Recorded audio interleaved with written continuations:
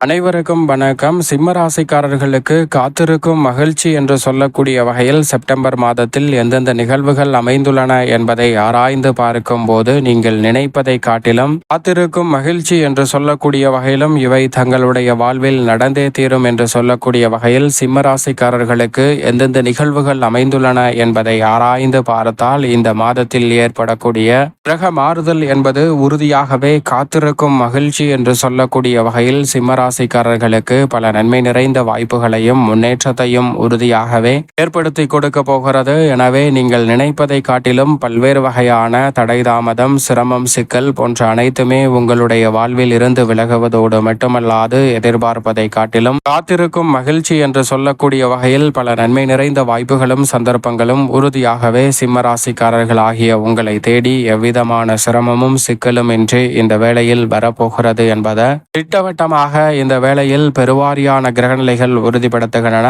லாபத்தில் குருவும் தைரியத்தில் ராசிக்கு சகாயமானவராக இருக்கக்கூடிய செவ்வாயும் மனஸ்தானத்தில் ராசியின் நாதரும் அங்கு உச்சம் பெற்று தனாதிபதியாக இருக்கக்கூடிய புதனும் பலம் பெறக்கூடிய தருணம் என்பது உறுதியாகவே காத்திருக்கும் மகிழ்ச்சி என்று சொல்லக்கூடிய வகையில் மிக அற்புதமான வாய்ப்புகளையும் சந்தர்ப்பங்களையும் நிச்சயமாக சிம்மராசிக்காரர்களுடைய வாழ்வில் இந்த மாதத்தில் அபரிவிதமாக ஏற்படுத்தி கொடுக்க போகின்றன. எனவே தவறவிடாமல் சரியாக பயன்படுத்திக் கொள்ளுங்கள். சற்று சாதகமற்ற சூழலை ஜென்மத்தில் நிலை கொண்டிருக்கக்கூடிய கேது போன்ற கிரகநிலைகள் உருவாக்கினாலும் கூட பல நல்ல முன்னேற்ற வாய்ப்புகள் நிச்சயமாக இந்த தருணத்தில் காத்திருக்கும் மகிழ்ச்சியாக அமைய போகிறது. உதாரணமாக ஒரு கதை ஒன்றை பார்க்கலாம். ஒரு 5 நபர்கள் இருக்கிறார்கள். அந்த 5 நபர்களும் உங்களுடைய வாழ்வில் மிக சிறப்பான வளர்ச்சி பெற வேண்டும் என்று இறைவனை நோக்கி கடுமையாக தவம் இருக்கிறார்கள். தொடர்ந்து ஒரு 20 ஆண்டுகள் தவம் இருந்த சூழலில் இறைவன் அவர்களுடைய பக்தியையும் அவர்களுடைய விடாமுயற்சியையும் தவத்தையும் கண்டு மகிழ்ச்சி அடைகிறார். மகிழ்ச்சி அடைவது மட்டுமல்லாது அவர்கள் முன் தோன்றி உங்களுக்கு என்ன வரம் வேண்டுமோ அதை கேளுங்கள், நான் தருகிறேன் என்று இறைவன் சொல்கிறார். ஆனால் அதே சமயம் சில நிபந்தனைகளும் உள்ளன.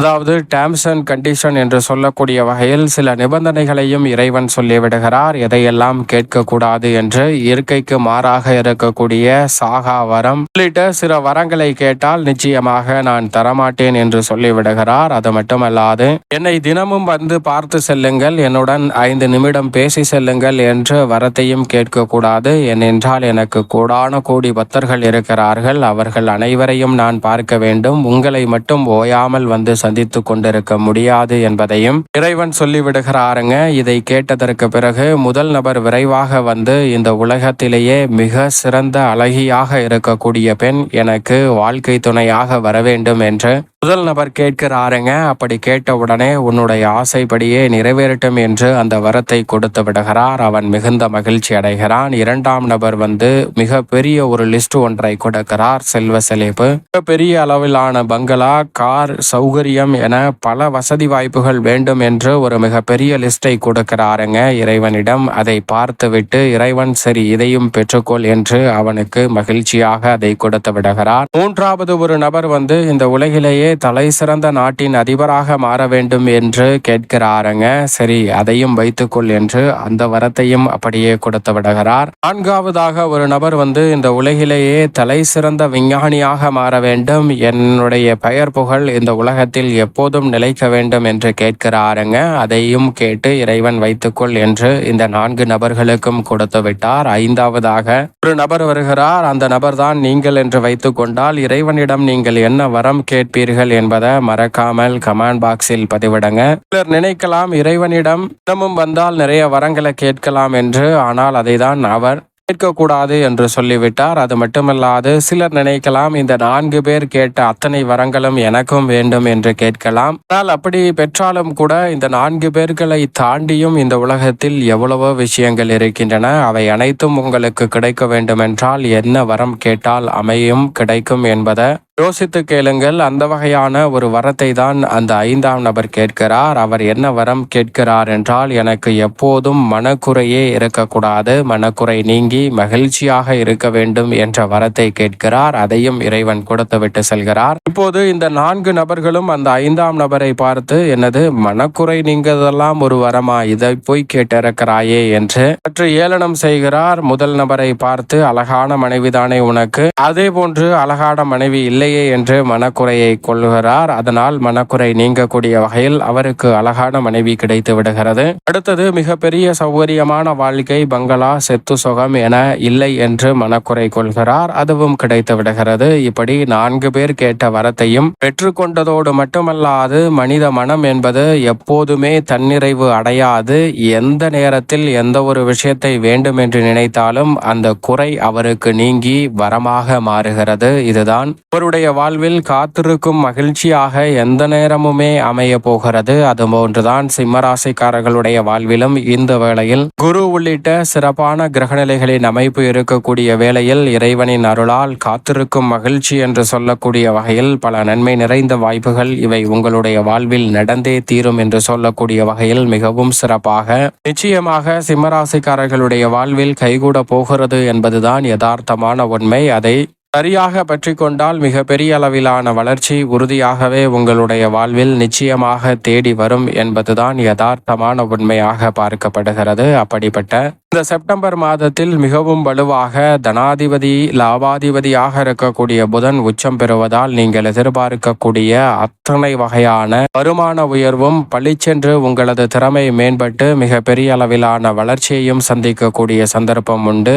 இந்த வேளையில் வியாபாரம், கடுமையான போட்டிகள், நெருக்கடிகள் போன்ற அனைத்தையும் விலக்கி மிக சிறப்பான வளர்ச்சி பெற முடியும். ஆடை ஆபரண சேர்க்கை உள்ளிட்ட பல நன்மை நிறைந்த வாய்ப்புகளும் சந்தர்ப்பங்களும் இந்த வேளையில் நிறைவாகவே உங்களை தேடி வருகிறது. நீங்கள் எதிர்பார்ப்பதை காட்டிலும் மிகப்பெரிய அளவிலான வளர்ச்சி, உத்தியோகம் மற்றும் தொழில் ரீதியான பணிகளில் ஆச்சரியத்தை ஆழ்த்தக்கூடிய வகையில் சிம்மராசிக்காரர்கள் சந்திப்பதற்கான யோகத்தை உச்சம் பெறக்கூடிய புதன் ஏற்படுத்தி கொடுக்க போகிறாருங்க. அவருடன் ராசியின் அதிபதியான சூரியனும் பிற்பகுதியில் இணைகிறார். எனவே நீங்கள் நினைப்பதை காட்டிலும் புத ஆதித்ய யோகம் உச்சம் பெற்ற புதனின் அமைப்பால் நிறைவாகவே வளர்ச்சியை பெற்றுத் தருவதோடு சுய தொழில் துவங்குதல், தொழில் ரீதியான வளர்ச்சி என அனைத்தையும் அபரிவிதமாக இந்த வேளையில் உருவாக்கி கொடுக்க போகிறது. எனவே தொட்ட காரியம் அனைத்திலும் உறுதியாகவே வெற்றி கிட்டும் அற்புதமான தருணமாக நிச்சயமாக சிம்மராசிக்காரர்களுக்கு இந்த வேலை அமைகிறது என்பதை ராசியின் நாதரும் புதனும் தெள்ள தெளிவாக உறுதிப்படுத்துகின்றன. அது மட்டுமல்லாது 4 மற்றும் 9ஆம் இடத்தின் அதிபதியான செவ்வாயும் மிக வலுவாக 3ஆம் இடமான தைரியஸ்தானத்தில் நுழைகிறார். முன்னேற்றத்திற்கு முட்டுக்கட்டையிடக்கூடிய அனைத்து காரிய தடைகளும் விடுபடியாகுவதோடு மிக சிறப்பான வளர்ச்சியையும் முன்னேற்றத்தையும் உறுதியாக சந்திக்கக்கூடிய வகையில் அடுத்தடுத்து பல நல்ல வாய்ப்புகளும் சந்தர்ப்பங்களும் நீங்கள் நினைப்பதை காட்டிலும் மனநிறைவை பெற்றுத்தரக்கூடிய வகையில் அமைய போகிறது. எனவே இந்த தருணத்தில் தைரியமும் துணிச்சலும் அதிகரிப்பதோடு விரைவாக பல பணிகளை செய்து முடிப்பதால் சொந்த கட்டிடத்திற்கு தொழிலை மாற்றுதல், மனநிறைவும் மகிழ்ச்சியும் பெறக்கூடிய வகையில் புதிய அசையும் அசையா சொத்துக்கள் வாங்கக்கூடிய முயற்சி போன்ற அனைத்திலும் செவ்வாயின் அமைப்பால் உறுதியாகவே மிக சிறப்பான காத்திருக்கும் மகிழ்ச்சியாக பல நிகழ்வுகளை சந்திக்கக்கூடிய அற்புதமான தருணமாக இந்த வேளை சிம்மராசிக்காரர்களுக்கு அமைகிறது.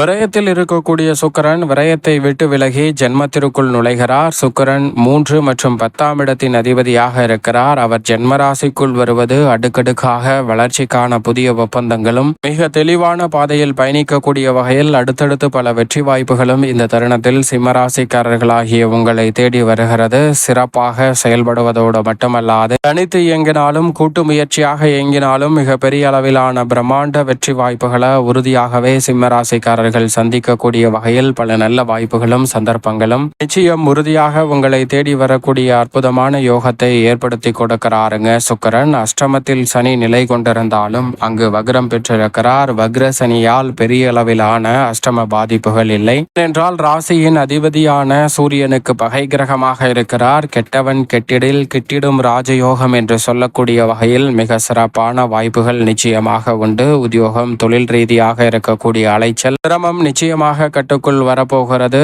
அஷ்டம சனியின் ஆதிக்கம் இருந்தாலும் கூட சிரமங்கள் உறுதியாகவே கட்டுக்குள் இருக்கும். சப்தமத்தில் ராகுவும் ஜென்மத்தில் கேதுவும் இருப்பதும் சற்று சாதகமற்ற அமைப்பாக பார்க்கப்படுகிறது. எனவே எதை செய்தாலும் அவசரம் காட்ட வேண்டாம், நிதானத்துடனும் பொறுமையுடனும் மேற்கொள்ளுங்கள். நல்ல மாற்றம் உங்களுடைய வாழ்வில் உறுதியாகவே தேடி வரும். அதோடு மட்டுமல்லாது மிக வலுவாக லாபத்தில் வலம் வருகிறார் குரு. குரு லாப லாபத்தில் இருப்பதால் மற்ற கிரகநிலைகள் சாதகமற்ற சூழலை உருவாக்கினாலும் கூட அவை அனைத்தையும் தோஷத்தையும் நீக்கி நன்மை நிறைந்த வளர்ச்சியை லாபஸ்தானத்தில் வலம் வரக்கூடிய குரு ஏற்படுத்தி கொடுக்க போகிறார். சந்திரன் 12 இடங்களிலும் மாறி மாறி நன்மை தீமை கலந்த ஒரு அமைப்பை தான் ஏற்படுத்தி கொடுக்கிறார். மேலும் இந்த தருணத்தை சாதகமாக மாற்றிக்கொள்ள நிச்சயமாக சிம்ம ராசிக்காரர்கள் வாரத்தில் வெள்ளிக்கிழமை விரதம் இருந்து அருகாமையில் உள்ள ஆலயம் சென்று இந்த செப்டம்பர் மாதம் 4 வாரமும் வழிபாடு செய்யுங்கள். மிக சிறப்பான வளர்ச்சியும் முன்னேற்றமும் உறுதியாகவே சிம்ம ராசிக்காரர்களாகிய உங்களுடைய வாழ்வில் நிச்சயமாக கிடைக்கும்.